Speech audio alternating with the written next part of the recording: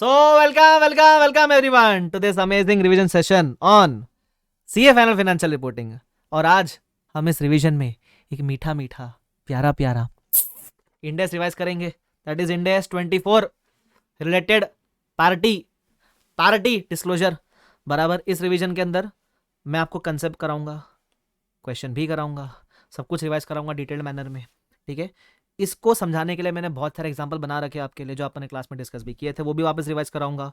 ये एग्जांपल्स अगर आपको बोर्ड नोट्स में चाहिए तो टेलीग्राम पे अपलोड कर दूंगा, वहां जाके ज्वाइन करके डाउनलोड कर लेना। ठीक है, और बाकी सब्सक्राइब के बिना रिवीजन देखा तो फायदा नहीं होता है, सब्सक्राइब करना पहले। हाँ, ये सब कर लो सर पहले आप। अब आओ फटाफट से अपन करते रिवीजन शुरू इन 3, 2, 1 एंड गो। सबसे पहला नंबर क्या है, 24, नाम क्या है, रिलेटेड पार्टी डिस्क्लोजर। ठीक है, अच्छा सबसे पहला बोलता है इंट्रोडक्शन, ये इंडेक्स जरूरी क्यों है। तो बोलता है कुछ कुछ ऐसे ट्रांजैक्शन जो नॉर्मली आप एंटर नहीं करते बट क्योंकि रिलेशन है इसलिए एंटर कर रहे हो। फॉर एग्जांपल जैसे मैंने एफआर का बैच किसी को सस्ते में दे दिया क्योंकि क्यों, रिलेटिव था मेरा। सेकेंड, कोई transaction with gets influenced because of relationship. For example पहले आप कोई सामान किसी और कंपनी से खरीद रहे थे, अब आपके पेरेंट ने बोला उससे नहीं खरीदने का, मेरे से खरीदने का, तो your transaction are getting influence because of the relationship, right. तो इसकी वजह से हमको डिस्क्लोजर देना जरूरी होता है। ठीक है, अच्छा अब आएगा second point, objective and scope. इस इंडेक्स में क्या क्या पढ़ना है अपने को। सबसे पहले कौन से रिश्ते को अपन बोलेंगे रिलेशनशिप्स, उसके बाद identifying the transactions between them, then identifying the outstanding balance, then identifying the commitments with the related parties, then identifying circumstances in which disclosure of above item is to be made and determining the disclosure to be made। Sir ये सब क्या है, simple है, मैंने आपको class में कैसे बताया था। पहले देखो रिश्ता क्या है, गर्लफ्रेंड बॉयफ्रेंड हस्बैंड वाइफ क्या रिश्ता है, फिर देखो उनके बीच में ट्रांजैक्शन क्या हुआ है, फिर देखो कोई आउटस्टैंडिंग बैलेंस है क्या, है ना, फिर देखो कमिटमेंट, उसके अलावा कब रिपोर्ट करना है, कब देना है डिस्क्लोजर और कितना देना है डिस्क्लोजर। ये सब बातें अपन करेंगे इस इंडेक्स 24 के अंदर। ओके, उसके अलावा कुछ कुछ केस में डिस्क्लोजर देने का जरूरत नहीं है। अगर आपको लगता है डिस्क्लोजर देने से it is prohibited by law, for example जैसे बैंक्स को अपने कस्टमर का केवाईसी डिस्क्लोज नहीं करना चाहिए, तो इस केस में आप अगर आपका कोई रिलेटेड पार्टी है जो आपका कस्टमर भी है तो आप डिस्क्लोज नहीं करोगे तो भी चलेगा, in case of banks, example दे रहा हूं। अब आएगा important part, that is second point, types of related party relationship. बराबर, ठीक है, तो इसमें अभी दो टाइप के रिश्ते होते हैं, एक कंपनी और पर्सन के बीच में, कब एक कंपनी और कब एक पर्सन होंगे रिलेटेड। सेकंड, कब एक कंपनी और दूसरी कंपनी होगी रिलेटेड। ठीक है, अच्छा सर ये कैसे कैसे इशारे कर रहे हो, ध्यान दो इधर। तो बोलता है पर्सन और क्लोज मेंबर कब होगा रिलेटेड, तो पर्सन और क्लोज मेंबर कब होगा रिलेटेड विद द कंपनी, मतलब कंपनी और पर्सन के बीच का रिश्ता। पहला, जब एक पर्सन का किसी कंपनी पे कंट्रोल या इन्फ्लुएंस या वो पर्सन उस कंपनी में केएमपी है, इन तीनों में से कुछ भी हुआ तो वो पर्सन और कंपनी हो जाएंगे रिलेटेड। सर एग्जांपल दो, एग्जांपल देखो, सपोज एग्जांपल लेते सजल है, सजल किसी कंपनी में ओनर है, बराबर, तो उसका कंट्रोल है उस कंपनी में, तो सजल और कंपनी रिलेटेड। सजल का किसी कंपनी में इन्फ्लुएंस है, इन्फ्लुएंस मतलब 20 से 50% स्टेक, तो सजल और वो कंपनी होंगे रिलेटेड। और सजल का किसी कंपनी में वो केएमपी है, डायरेक्टर वगैरह है, तो वो कंपनी और सजल होंगे रिलेटेड। जब हम कहते हैं कि Sajal is related to a company, तो सजल के क्लोज मेंबर भी हो जाएंगे रिलेटेड टू दिस कंपनी। अब सजल के क्लोज मेंबर में कौन कौन आता है वो बोलता है, देखो सिंपल, क्लोज मेंबर में आता है आपके बच्चे या स्पाउस और डोमेस्टिक पार्टनर। डोमेस्टिक पार्टनर मतलब शादी नहीं हुई फिर भी रंगीन आदमी हो, लिव इन वाले, है ना, तो वो आपके जो to be husband to be wife है वो भी आ जाएंगे, है ना, भाई बहन mother father, brother sister mother father वो आ गए। उसके अलावा children of that person spouse, कोई स्टेप सन स्टेप डॉटर है, कभी कभी होता है ना, आपने किसी ऐसे इंसान से शादी की जिनके ऑलरेडी बच्चे थे तो आपके हो गए स्टेप सन स्टेप डॉटर, वो भी आ जाएंगे। या same for domestic partner, domestic partner के ऑलरेडी कोई बच्चे हैं तो वो भी आपके लिए हो जाएंगे क्लोज मेंबर। या फिर कोई डिपेंडेंट, बाकी जो भी डिपेंडेंट है वो। सर याद रखने का हमको नहीं, इतना याद रखने का जरूरत नहीं, बट ये ध्यान रखो कि अगर आप हुए रिलेटेड तो आपके क्लोज मेंबर भी होंगे रिलेटेड, सिंपल। ये हो गया relationship between person and a company. Second, now I will discuss the relationship between a company and another company, कब दो कंपनीज होंगे रिलेटेड। पहला बोलता है, अब ध्यान रखना यहाँ बहुत सारे पॉइंटर्स है, मैं हर एक पॉइंट को एग्जांपल से लिंक करूंगा तो आपके लिए इजी हो जाएगा। ठीक है, तो पहला क्या है, बोलता है if you are members of the same group. इसका मतलब क्या होता है, एग्जांपल नंबर 2 देखो, सपोज एक पेरेंट है, वो पेरेंट की 3 सब्सिडरी है, इसको बोलते हैं मेंबर्स ऑफ सेम ग्रुप, तो ये सारी की सारी कंपनीज आपस में होती है रिलेटेड। ठीक है, पहला। दूसरा, one entity is an associate और joint venture of the other entity. रुक जाओ इधर, ये पार्ट को पहले समझो। तो अगर आप एक कंपनी हो और आपने किसी के साथ मिलकर कोई जॉइंट वेंचर खोला है, फॉर एग्जांपल एक कंपनी है अनवी लिमिटेड, अनवी ने ओमकार के साथ मिलकर खोला ओमनी लिमिटेड, तो ये जो वेंचरर है और ये जो नया कंपनी आपने फॉर्म किया है जॉइंट वेंचर के नाम पे, तो ये दो कंपनीज आपस में होती रिलेटेड। उसके अलावा इसी अनवी का अगर किसी कंपनी में इन्फ्लुएंस होता तो ये कंपनी दो कंपनी पे आपस में होती रिलेटेड। तो ये वाला पॉइंट ये बोलता है। दूसरा, और क्या बोलता है, एन एसोसिएट और joint venture of a member of group of which other entities are member. इसका मतलब क्या है, इसका मतलब ये, सपोज आपके ग्रुप मेंबर में से किसी के पास कोई एसोसिएट है, फॉर एग्जांपल पेरेंट है, पेरेंट की एक सब्सिडरी है, वो ठीक है। अब इस सब्सिडरी के पास कोई एसोसिएट है, बराबर, तो ये एसोसिएट भी सबके साथ हो जाती है रिलेटेड। ये ध्यान रखना आप, ये एसोसिएट भी सबके साथ हो जाती है रिलेटेड। Remember this part. वो ये वाला एग्जांपल है आपका सेकंड वाला। उसके अलावा if both the entities are joint ventures of the same third party, इसका मतलब क्या है, सपोज एक कंपनी ने दो जॉइंट वेंचर फॉर्म किया है, विदित ने फॉर्म किया जॉइंट वेंचर एके के साथ, उसका नाम रहेगा एके वीड लिमिटेड, और विदित ने एक और जॉइंट वेंचर फॉर्म किया बीके के साथ, उसका नाम रहेगा बीके वीड लिमिटेड। तो जब एक सिंगल पार्टी दो जॉइंट वेंचर खोलती है तो ये दो जॉइंट वेंचर कंपनीज भी आपस में हो जाती है रिलेटेड। ठीक है, अच्छा, ये बहुत सारे एग्जांपल मैं सब डिस्कस करूंगा, लेकिन बताता हुआ चलूंगा कौन सा वाला एग्जांपल इंपॉर्टेंट है आपके लिए। ठीक है, एनीवेज आगे बढ़ो। फिर क्या बोलते हैं, one entity is a joint venture of a third entity and other entity is a associate of the third entity. What is the meaning of this? इधर देखो क्या बोलता है, अगर एक कंपनी किसी की जॉइंट वेंचर है और एक कंपनी किसी के एसोसिएट है तो ये दो आपस में हो जाएंगे रिलेटेड। सिंपल, मतलब आपकी एक जॉइंट वेंचर, आपकी एक एसोसिएट, तो ये दोनों भी आपस में क्या हो जाएंगे रिलेटेड। सिंपल।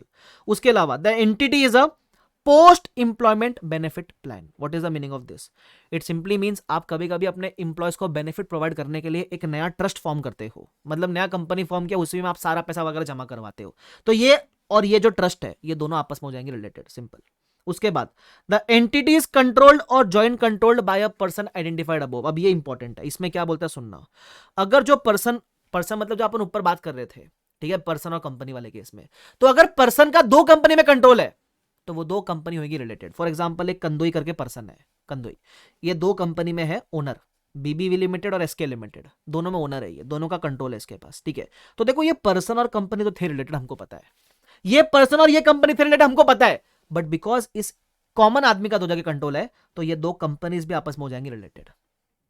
पहली चीज।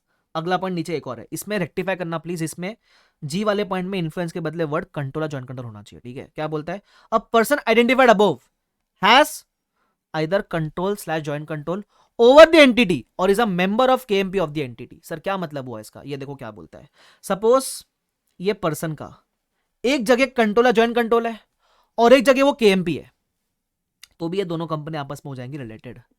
अब तक तुमको पढ़ के मैंने बताया भी था, ऐसा लग रहा होगा कि सभी रिलेटेड हो रहे हैं sir, everyone is getting related, but अब आएगा कहानी में ट्विस्ट। मैंने आपके लिए सेंटेंस में बना रखे कुछ spoiler alert. What is the meaning of spoiler? Spoiler मतलब ये वो रिश्ते हैं जो रिलेटेड नहीं होते हैं। आपको सपोज 50 रिलेशनशिप है जो रिलेटेड है, लेकिन 5 है जो रिलेटेड नहीं है, तो जो रिलेटेड नहीं है वो याद आना ज्यादा इजी है, तो ये याद रखना आप, और इसका हिंट भी दूंगा आपको मैं। ठीक है, तो अब आते हैं स्पॉइलर अलर्ट। क्या है सुनना, अगर सपोज ये पर्सन दो जगह केएमपी होता तो ये दो कंपनीज आपस में रिलेटेड नहीं होती। अगर ये पर्सन का दो जगह इन्फ्लुएंस होता तो ये दो कंपनी आपस में रिलेटेड नहीं होती, और अगर ये पर्सन एक जगह इन्फ्लुएंस एक जगह केएमपी होता तो ये आपस में रिलेटेड नहीं होती। तो सर ये तो कंफ्यूजिंग होगा, याद कैसे करें? हिंट याद है क्या मेरी? जब पर्सन दो कंपनी में इन्वॉल्व है तो एक जगह पे कंट्रोल होना जरूरी है। जैसे देखो इधर वाले केस में जहां रिलेटेड था, या तो दोनों जगह कंट्रोल है, या एक जगह कंट्रोल है एक जगह केएमपी या इन्फ्लुएंस है, तो चलेगा, फिर रिलेटेड हो जाएगा। लेकिन लेकिन लेकिन अगर दोनों जगह केएमपी है, नॉट रिलेटेड, दोनों जगह इन्फ्लुएंस है, नॉट रिलेटेड, एक जगह इन्फ्लुएंस एक जगह केएमपी है, नॉट रिलेटेड। तो पर्सन वाले केस में दोनों में से एक जगह पे कंट्रोल होना जरूरी है, कंट्रोल या फिर जॉइंट कंट्रोल, तो होगा रिलेटेड। ये सबसे important example can come up in exam, spoiler याद रखना। एक के है भाई साहब, है? चलो ठीक है, आगे बढ़ते हैं। ये हो गया आपका, कहां तक हो गया था मेरे ख्याल से, जी तक हो गया था। एच पॉइंट क्या बोलता है, एंटिटी और any member of the group provides KMP services to the reporting entity और to the parent of the reporting entity. Sir इसका आसान भाषा मतलब बताओ। सिंपल आंसर ये है, अगर आपकी ग्रुप मेंबर की कोई भी कंपनी केएमपी सर्विस प्रोवाइड करती है, फॉर एग्जांपल आप पेरेंट हो, आपकी 3 सब्सिडरी एक एसोसिएट है, अब इस एसोसिएट की एक सब्सिडरी है जो केएमपी सर्विस प्रोवाइड करती है अल्टीमेट पेरेंट को, केएमपी मतलब डायरेक्टर्स वगैरह प्रोवाइड करवाना। ठीक है, तो अगर आपकी कोई भी group company KMP service provide करवाती है अल्टीमेट पेरेंट को, तो this company becomes related to everyone. बस एक क्लैरिफिकेशन दिया हुआ है, ठीक है। आगे उसके बाद वो बोलता है related party includes an associate, include subsidiary of associate, joint venture include subsidiary of joint venture. इसका मतलब अगर आप किसी से भी रिलेटेड होते हो तो उस कंपनी की सब्सिडरी भी आपसे हो जाएगी related. For example if AK has associate X limited, तो एक्स की जो सब्सिडरी है that also becomes related to AK limited. If AK has a joint venture AK BK limited, तो जॉइंट वेंचर का जो सब्सिडरी है that also becomes related. If AK has a subsidiary, इस subsidiary का भी एक सब्सिडरी है, तो this also becomes related. In short अगर मैं बोलूं ये दो कंपनी रिलेटेड है, तो नीचे वाले का जो सब्सिडरी है that also becomes related to the main parent. Simple. अब ये हो गया। अब आता है स्पॉइलर अलर्ट नंबर 2। ऊपर था स्पॉइलर नंबर 1 जहां एक जगह कंट्रोल होना जरूरी है। स्पॉइलर नंबर 2, जब सपोज एक पी लिमिटेड है, इसका 2 सब्सिडरी और 2 एसोसिएट है, तो हम क्या बोलते हैं सब्सिडरीज तो आपस में हो जाती रिलेटेड, ठीक है, लेकिन कभी भी 2 एसोसिएट आपस में रिलेटेड नहीं होंगे, ये बात ध्यान रखना। There will never be a relationship of 2 fellow associates. इसको याद कैसे रखने का, एसोसिएट चालू होता है ए से, ऐसा रखो ए मींस अल्फा, अल्फा बोलते हैं ना, alpha males alpha females, so 2 alphas can never go with each other, बराबर, तो वो साथ में नहीं रिलेटेड हो सकते। तो वैसे ये 2 alpha are never related to each other की बात करो। जैसे अगर मैं पूछूं ये पेरेंट के एसोसिएट ए1 है, तो पी और ए1 आर रिलेटेड, पी और A two are related, but A one A two आपस में नॉट रिलेटेड, बराबर। Very good answer, yes. Same applies to this parent P. अगर सपोज इस पेरेंट के 2 एसोसिएट है, तो ये पी और A one are related, P and A two are related, but these 2 associate आपस में नॉट रिलेटेड। अब एक और एग्जांपल इसमें, सपोज एक पेरेंट है पी, पी का एसोसिएट है ए1, ए1 के एसोसिएट है ए2, बराबर, तो ये ए2 और parent are also not related. मतलब सर पेरेंट का अगर कोई रिश्ता इनडायरेक्ट एसोसिएट के थ्रू आ रहा है then also not related.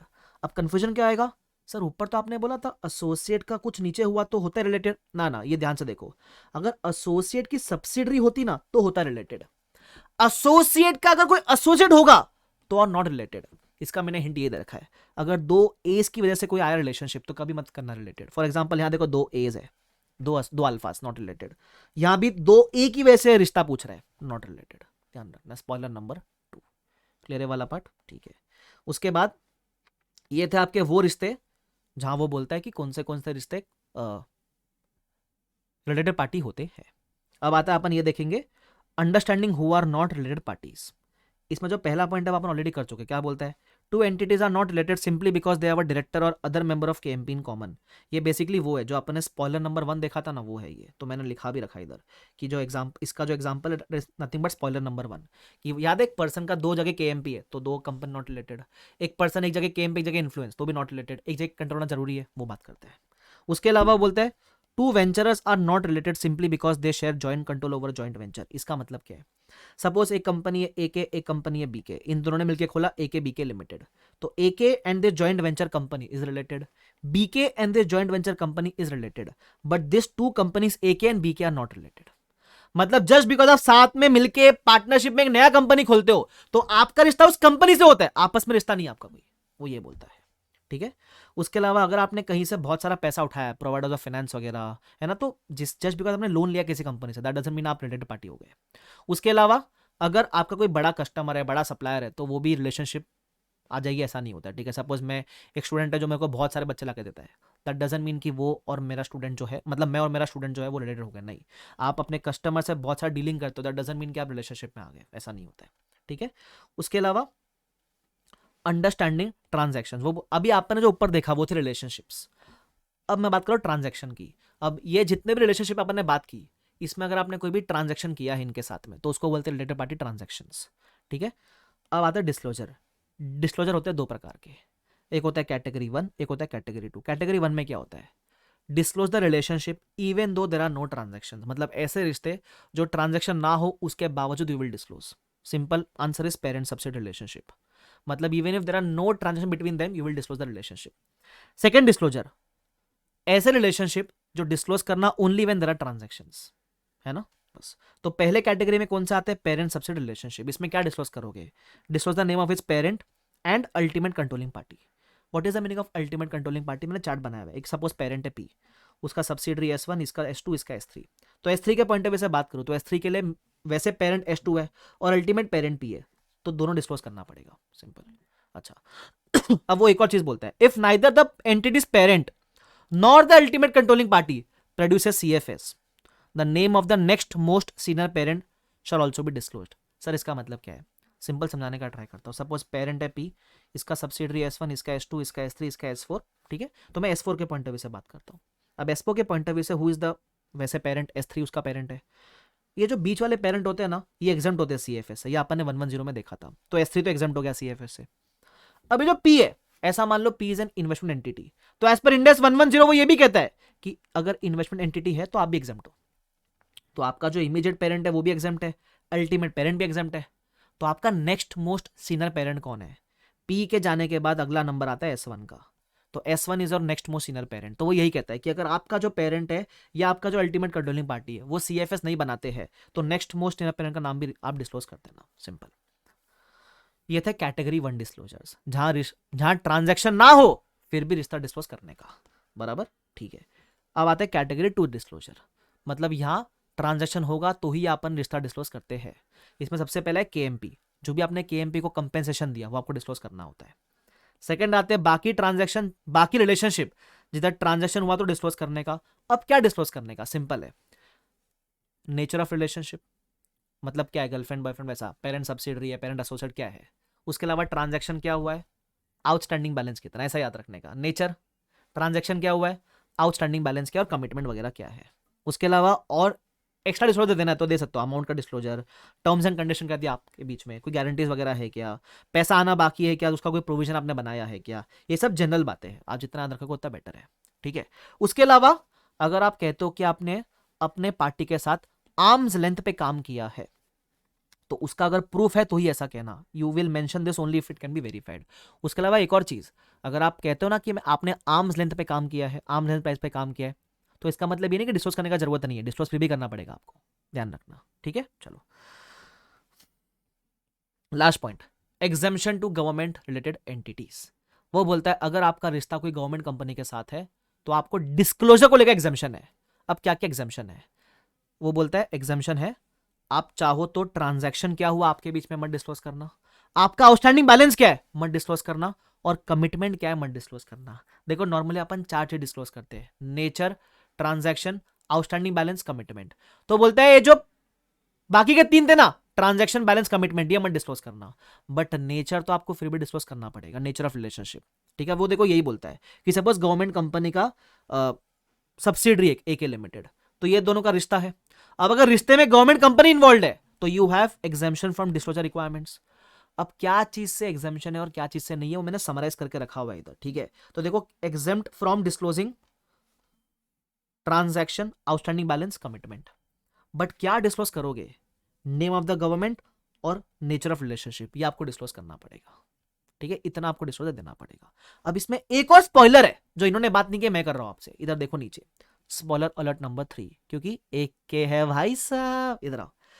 Government company का अगर रिश्ता किसी कंपनी के साथ था तब तो डिस्क्लोजर एग्जाम्पशन अवेलेबल है। एग्जाम्पशन क्या है मैंने आपको बताया है ना, ट्रांजैक्शन, आउटस्टैंडिंग बैलेंस, कमिटमेंट, ये मत डिस्क्लोज करना, बाकी नेचर और नेम तो डिस्क्लोज करना पड़ेगा। लेकिन अगर आपका रिश्ता किसी पर्सन के साथ है, if a government company and a person is related, यहां एग्जाम्पशन नॉट अवेलेबल, है ना। If a government company is related to a company और उस कंपनी में कोई KMP है, तो ये KMP और ये गवर्नमेंट कंपनी इनडायरेक्टली हो जाते रिलेटेड। तो अगेन यहां पर्सन और गवर्नमेंट कंपनी को एग्जाम्पशन अवेलेबल नहीं है। इसका मतलब जब मैं कहता हूं ना we have exemption to government companies from disclosure requirement, that exemption is only available in case when the government company has a relationship with another company. अगर आपका रिश्ता किसी पर्सन के साथ है तो एग्जाम्पशन अवेलेबल नहीं है। क्या आपको ये बातें समझ में आती है? कितनी बातें याद आती है, हाँ समझ में आती है सर। तो इसी बात पे कुछ बढ़िया बढ़िया आपको क्वेश्चन रिवाइज करा दूं। रिक्वेस्ट करूंगा आपको तो घर पे सारे क्वेश्चन रिवाइज करने चाहिए, बट मेरे को जो सही लगता है मैं वो थोड़े बहुत इंपॉर्टेंट क्वेश्चन आपको रिवाइज कराने का ट्राई करता हूँ। इधर आओ। अच्छा एक और चीज, जब सब्सिक्वेंटली रिवाइज करोगे तो स्पॉइलर पे ज्यादा एम्फेसिस देना, उससे आपको सब कुछ रिकॉल हो जाएगा, ठीक है। आ जाओ अब क्वेश्चन करते, क्या बोलता है इसके अंदर, इलस्ट्रेशन नंबर 1 है ना, वो आप सीधा सीधा डायग्राम देख लो आपको समझ जाएगा। बोलता है पेरेंट है, उसकी 2 सब्सिडरी है, 2 एसोसिएट है, ठीक है। इस सब्सिडरी के सब्सिडरी सब्सिडरी का एसोसिएट है, वो ठीक है। ये बोलते हैं आपस में बताओ रिलेशनशिप कौन सी आ जाएगी रिलेटेड पार्टी के अंदर। मैं बोलूँ सबके सब आपस में रिलेटेड एक्सेप्ट, याद है अल्फाज आर नॉट रिलेटेड, तो A1 A2 A3 ये आपस में रिलेटेड नहीं है, ये बाकी सबसे है रिलेटेड, ठीक है, लेकिन ये आपस में ये तीन रिलेटेड नहीं है, बस इतना ध्यान रखना, ये मैं आपको समरी मैंने दिया हुआ है, खत्म। सेकंड क्वेश्चन, डायग्राम ही देखो क्या बोलता है। मिस्टर एक्स है, इसका कंट्रोल है एक के अंदर और एक में KMP है। मैं बोलूँ एक में कंट्रोल एक में KMP चल जाता है, एक जगह कंट्रोल होना चाहिए, याद है क्या, स्पॉइलर में याद है बताया था, तो एक जगह कंट्रोल एक जगह KMP है, चल जाएगा, तो दिस टू आर रिलेटेड, ठीक है। उसमें ये भी बोला है कि वो सी का बी का 100% स्टेक सी के अंदर, वो कंफ्यूज करने के लिए बोला हुआ, फर्क नहीं पड़ता। फिर वो ये भी बोलता है second case, examine the relationship from the perspective of C और A limited if X is a KMP of B and not C.